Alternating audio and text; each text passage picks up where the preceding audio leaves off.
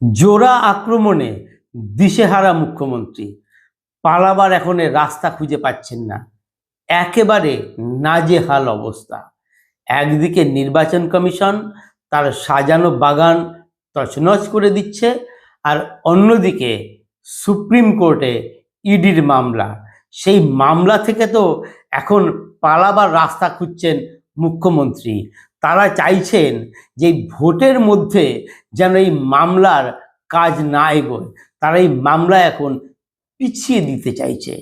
কিন্তু সুপ্রিম কোর্টের বিচারপতিদের কড়া অবস্থানে একেবারে বিপাকে পড়েছেন মুখ্যমন্ত্রী, পুরোপুরি নাজেহাল অবস্থা।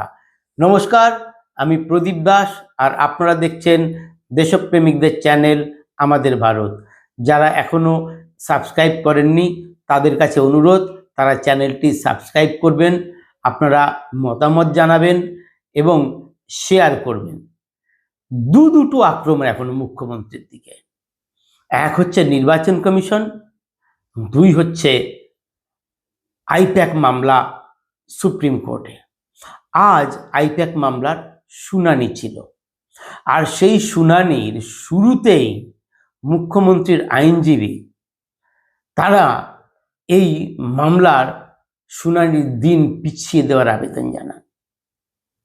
তারা বলেন যে ইডি যে হলফনামা দিয়েছে সেই হলফনামার জবাব দিতে তাদের সময় দেওয়া হোক।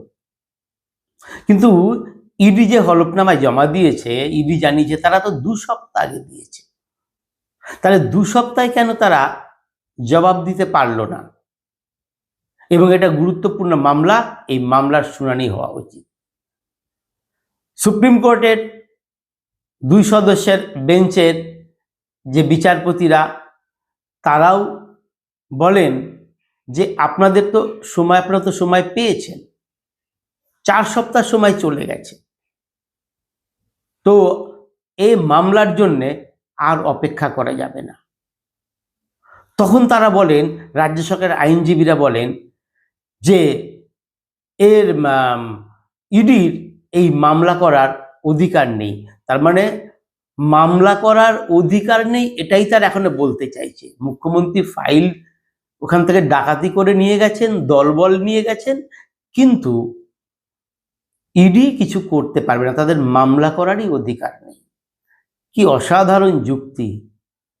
আইপ্যাক মামলার যে কাণ্ডটা, সেদিন প্রতীক জৈনের বাড়িতে মুখ্যমন্ত্রী একেবারে বিশাল দলবল নিয়ে হাজির হলেন, পুলিশের বড় কর্তাকে নিয়ে হাজির হলেন, তারপরে মুখ্য সচিবকে নিয়ে গেলেন, পুলিশ বাহিনী নিয়ে গেলেন, তারপর সেই ফাইল বলতে গেলে এক প্রকার ডাকাতি করে তিনি নিয়ে এলেন, আর ইডি সেখানে দাঁড়িয়ে, ইডি অফিসাররা দাঁড়িয়ে রইলেন, কিছু করতে পারলেন না।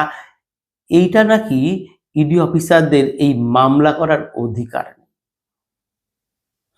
তখন বিচারপতি বলেন যে ইডির ঘরে ঢুকে গেলেন একজন মুখ্যমন্ত্রী, আর ইডি তাহলে কি করবে?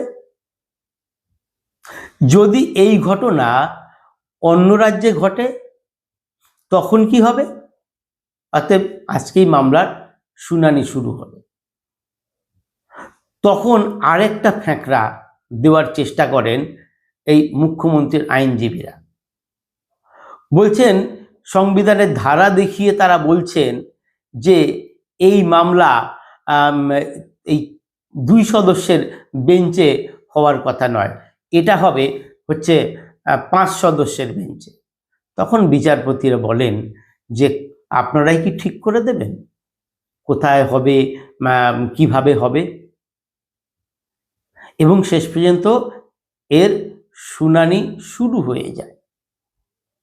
এদিন সুপ্রিম কোর্টে যে সওয়াল জবাবটা হয় সেটা ছিল এই রকম। শুরুতেই মুখ্যমন্ত্রীর আইনজীবী অতিরিক্ত সময় চান, তিনি বিরোধিতা বলেন, কিন্তু তার বিরোধিতা করে কেন্দ্রের সলিসিটর জেনারেল তুষার মেহতা। তিনি বলেন যে আর পেছানো যাবে না, এটা গুরুত্বপূর্ণ মামলা। তখন বিচারপতি প্রশান্ত কুমার মিশ্র বলেন 4 সপ্তাহ সময় দেওয়া হয়েছে, আপনারা এতদিনেও কেন পাল্টা জবাব দিলেন না? আসলে এই যে রাজ্যের যে অবস্থা, এর আগের যত সব মামলার রায় বেরিয়েছে সব ক্ষেত্রে দেখা গেছে যে মামলার রায় যেদিন কার্যকর করার কথা ততদিন পর্যন্ত রাজ্য সরকার চুপচাপ বসে থাকে। সবাই ভাবে এবার মামলার রায় কার্যকর করবে সরকার, কিন্তু এই সময় শেষ হওয়ার কয়েকদিন আগে গিয়ে তারা একটা হলফনামা জমা দিয়ে দেয়, আবার মামলা চলতে থাকে। আজও তারা ঠিক একই পদ্ধতি নিয়েছিলেন। সময় পেয়েও তারা ইডির যে হলফনামা দিয়েছে তার উত্তর দেয়নি। এবার তারা সময় চাইছে। তখন বিচারপতি প্রশ্ন তোলেন যে আপনাদের তো 4 সপ্তাহ সময় দেওয়া হয়েছিল, তাহলে আপনারা কেন পাল্টা জবাব দিলেন না? তখন এই তৃণমূলের যিনি রাজ্যসভার সাংসদ হয়েছেন এবং মুখ্যমন্ত্রীর আইনজীবী মেনকা গুরুস্বামী, তিনি এই মামলার যৌক্তিকতা নিয়ে প্রশ্ন করলেন। বলছেন যে ইডি এই মামলা করতে পারে না। তখন বিচারপতি বলেন, আগে শুনানি তো শুরু হোক। আপনারা একবার বলছেন যে ইডির যে হলফনামা দিয়েছে তার পাল্টা হলফনামা জমা দিতে চাইছেন, আবার বলছেন মামলার গ্রহণযোগ্যতা নিয়ে প্রশ্ন তুলছেন। মানে একবার বলছেন যে আমরা ইডির যে হলফনামা দিয়েছে তার উত্তর দেব, আবার বলছেন যে এই মামলা গ্রহণ করার সম্ভব নয়, এই গ্রহণ করার যোগ্যতা নিয়ে প্রশ্ন তুলছেন। তাহলে আপনারা আসলে কি চাইছেন? আপনাদের অবস্থানটা কি? মানে তারা কোনটায়? একবার উত্তর দিতে চাইছেন, তার মানে গ্রহণযোগ্যতা আছে, আবার বলছেন যে গ্রহণ করতে পারেন না। ফলে আপনাদের অবস্থানটা কি? আসলে রাজ্য সরকারের উকিলদেরও দিশেহারা অবস্থা মনে হলো। তখন বিচারপতি বলেন শুনানি চলবে, হ্যাঁ, যে সমস্ত তথ্য যেগুলো আছে, রেকর্ড আছে, তাই নিয়েই শুনানি চলবে এবং প্রয়োজনে অতিরিক্ত সময় দেওয়া হবে। তখন কেন্দ্রের অতিরিক্ত সলিসিটর জেনারেল বলেন সময় চাওয়ার বিরোধিতা করেন উনি। বিরোধিতা করে বলেন 2 সপ্তাহ আগে অতিরিক্ত হলফনামা দাখিল করা হয়েছে। মামলা পেছানোর জন্য তো একটা যুক্তিযুক্ত কারণ থাকা উচিত। এটা অত্যন্ত আশ্চর্যজনক যে একজন মুখ্যমন্ত্রী কেন্দ্রীয় সংস্থার তদন্তে হস্তক্ষেপ করেছেন আর এখন মামলার শুনানিতে দেরি করা হচ্ছে। একটা গুরুত্বপূর্ণ মামলা, মানে তিনি বোঝাবার চেষ্টা করেন একটা গুরুত্বপূর্ণ মামলা, কেন্দ্রীয় সরকারের একটা তদন্তকারী সংস্থা তদন্ত করছেন আর তাতে মুখ্যমন্ত্রী হস্তক্ষেপ করেছেন, আর এখন বলছেন মামলা পিছিয়ে দেওয়া হোক। আর তখন মুখ্যমন্ত্রীর আইনজীবী শ্যাম দেওয়ান ইডির মামলা করার অধিকার নিয়েই প্রশ্ন তোলেন। তিনি বলেন যে ইডির মামলা করার অধিকার নেই আর এটা 5 সদস্যের বেঞ্চে পাঠানো উচিত। তখন বিচারপতিরা ক্ষুব্ধ হলেও তো সেইভাবে তারা ক্ষোভ প্রকাশ করেন না।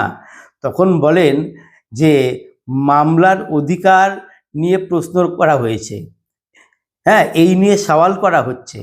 মুখ্যমন্ত্রী যদি তদন্তে ঢুকে পড়েন তাহলে ইডি কি করবে? তারপর এরপরে তো অন্য রাজ্যের মুখ্যমন্ত্রীরা ঢুকে পড়লে কিছুই করা যাবে না।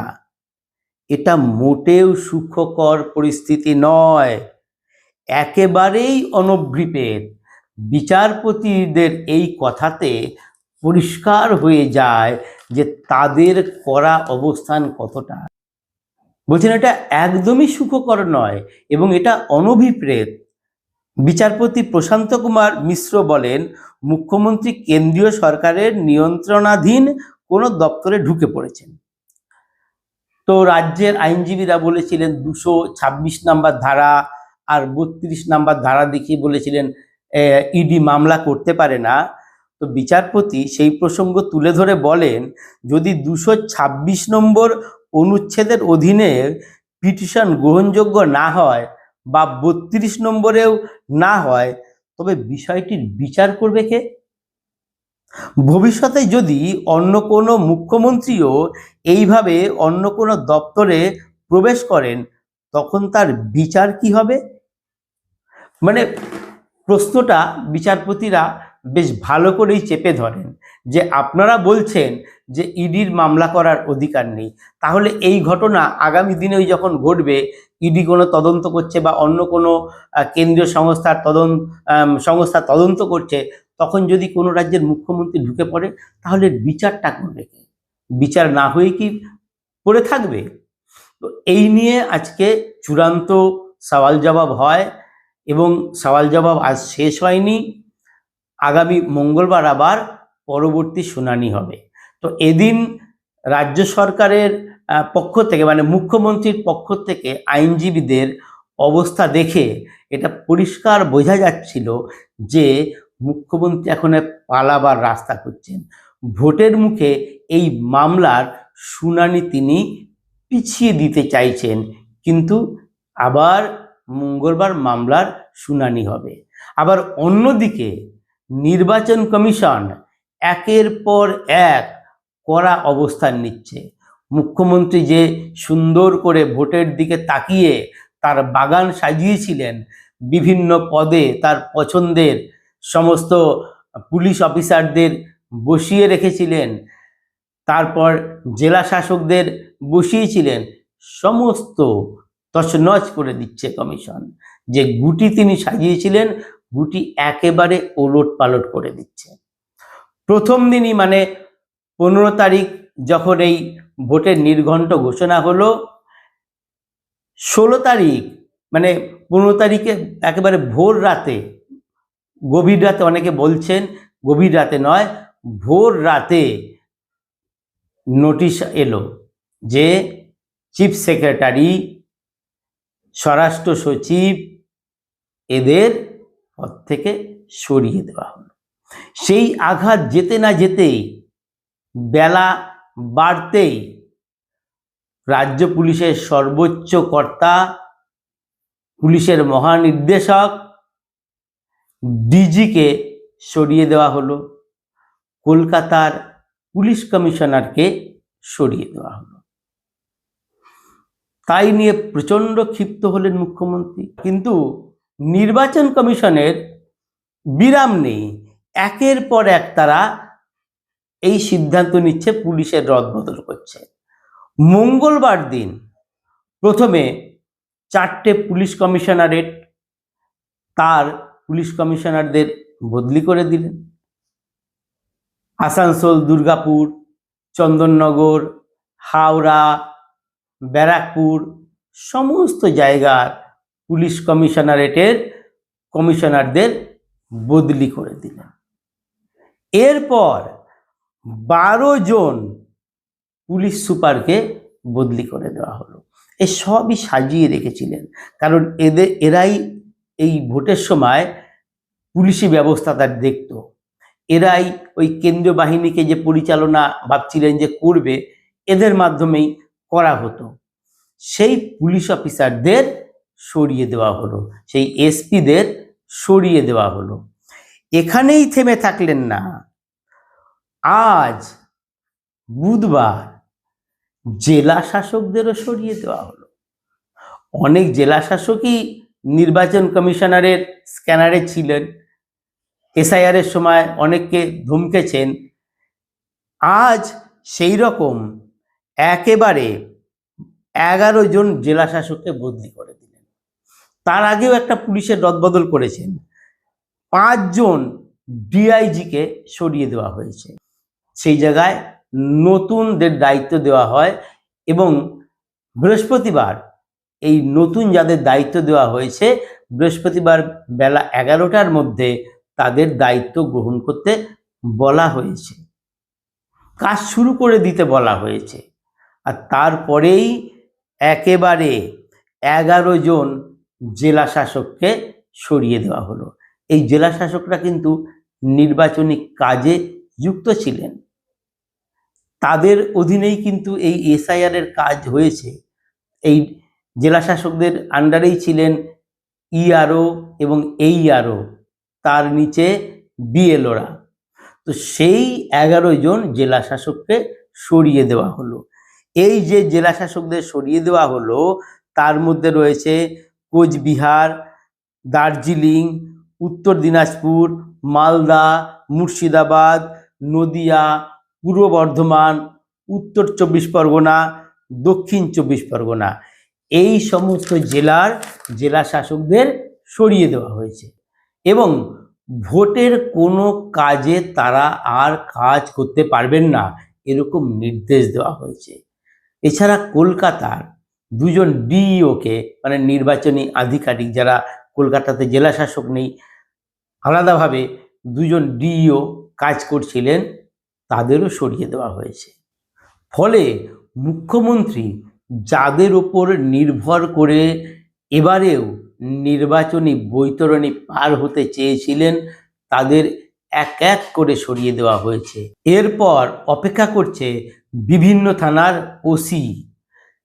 বহু ওসিকেই সরিয়ে দেওয়া হবে, কারণ 2021 এবং 24-এর ভোটে যে সমস্ত এলাকায় নির্বাচনী সংঘর্ষ ঘটেছিল, ভোটের সময় সংঘর্ষ হয়েছিল, সেই সব জায়গায় তাদের গাফিলতির জন্য তাদের তালিকা ইতিমধ্যে সংগ্রহ করে ফেলেছে, আবার তাদেরও বদলি করে দেওয়া হবে। ফলে নির্বাচন কমিশনের এই যে সিদ্ধান্ত, এই সিদ্ধান্তে একেবারে দিশেহারা মুখ্যমন্ত্রী। একেই তার সাজানো বাগান তছনছ হয়ে যাচ্ছে, কেঁদে তিনি কুল পাচ্ছেন না, তার ওপর আইপ্যাক মামলায় তিনি চাপে পড়েছেন। কারণ সুপ্রিম কোর্ট বলছেন একজন মুখ্যমন্ত্রী যেভাবে ঢুকে পড়েছেন ইডির মামলাতে, ইডির দপ্তরে, এটা অনভিপ্রেত। ফলে এখানেও কড়া শাস্তি অপেক্ষা করছে। ফলে মুখ্যমন্ত্রী এখন পালাবার পথ খুঁজে পাচ্ছেন না। এ ব্যাপারে আপনাদের কি মত, অবশ্যই মতামত জানাবেন। আর পারলে নয়, আপনাদের কাছে অনুরোধ যে শেয়ার করবেন। নমস্কার।